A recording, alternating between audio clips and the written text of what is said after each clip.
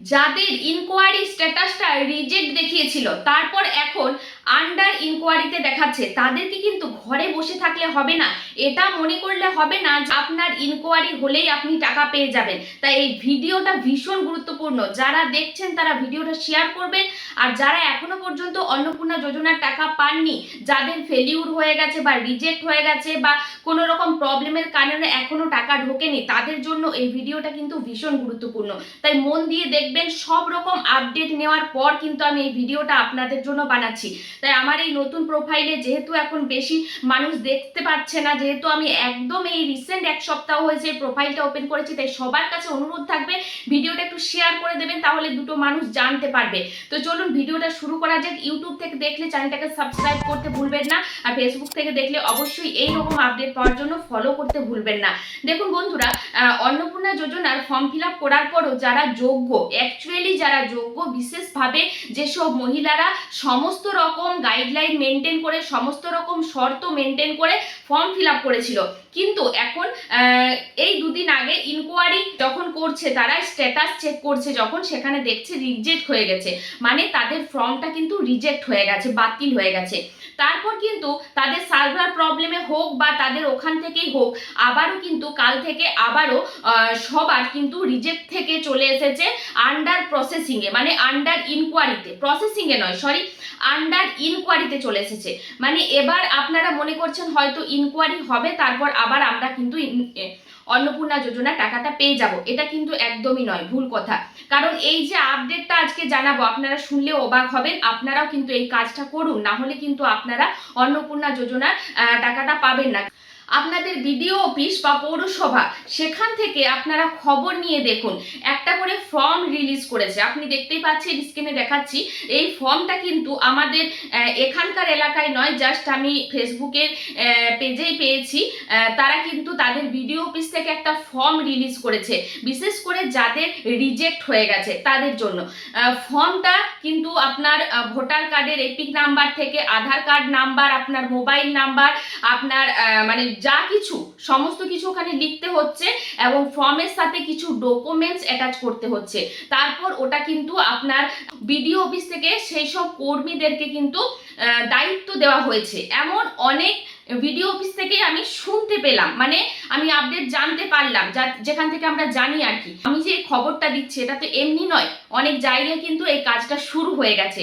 এবার আপনার ওখানে, মানে আপনার এলাকায় যে এই ফর্মটাই দেবে এটা কিন্তু কোনো মানে নয়, এই ফর্মটা নাও দিতে পারে। আপনাদের হয়তো কাগজে কলমে লিখেও দিতে হতে পারে, যে আপনি কাগজে কলমে লিখে দিলেন যে আপনার বিডিও অফিসের নাম, তারপর বিষয় লিখলেন যে আমার অন্নপূর্ণা যোজনার ফর্মটা রিজেক্ট করা হয়েছে এই বিষয়ে আবেদনপত্র, এইভাবে লিখলেন আমি এখানের বাসিন্দা, আমার ফর্মে যে আপনি যে অনলাইন যে অ্যাপ্লিকেশনটা রিজেক্ট দেখাচ্ছে সেই জায়গাটা আপনি জেরক্স করে নেবেন।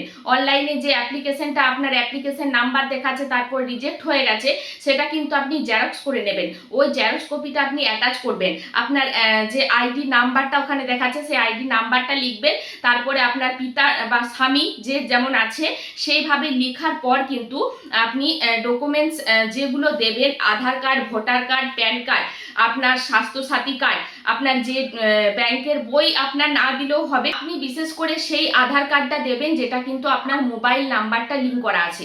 আর প্রত্যেকটা ডকুমেন্টসে আপনি সাইন করবেন, আর সাইনের সাথে আপনার মোবাইল নাম্বারটা দিতে ভুলবেন না, ঠিক আছে? এবার যদি আপনার পরিবারে আপনার মা, আপনার যা বা আপনি, আপনার ননদ যারাই থাকুক, প্রত্যেকে কিন্তু আলাদা আলাদা ফিল আপ করতে হবে, আলাদা আলাদা ডকুমেন্টস জমা দিয়ে একসাথে করে আপনারা আপনাদের বিডিও অফিসে হোক বা আপনাদের আইসিডিএস কর্মীরা যদি এই দায়িত্ব পেয়েছে তারা হোক, এরা কিন্তু এই কাজগুলো করছে। আপনারা একটু খবর নিয়ে দেখুন যে আপনার এলাকায় এই কাজটা শুরু হয়েছে কিনা। কারণ আপনাদের যে ইনকোয়ারি লেখা আছে সেখানে লেখা আছে আপনার আন্ডার ইনকোয়ারি, মানে ইনকোয়ারিতে চলে এসেছে, রিজেক্টটা আপনার ইনকোয়ারির জন্য পাঠানো হয়েছে।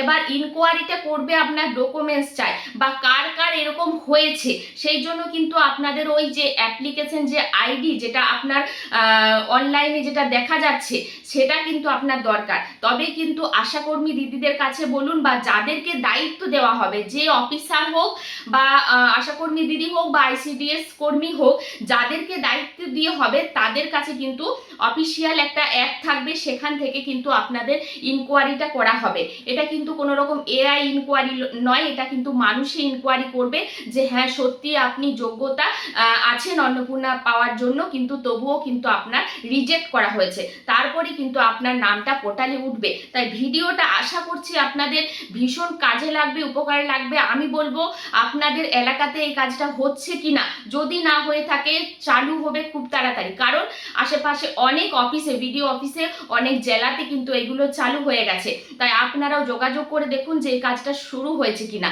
দেখুন, এটা এমন নয় যে প্রত্যেকটা বিডিও অফিসে ফর্ম দেবে, এমন এই যে ফর্মটা, এটা কিন্তু এমন একটা বিডিও অফিসে দেওয়া হয়েছে, তারা কিন্তু এটা পোস্ট করেছিল তাদের পেজে।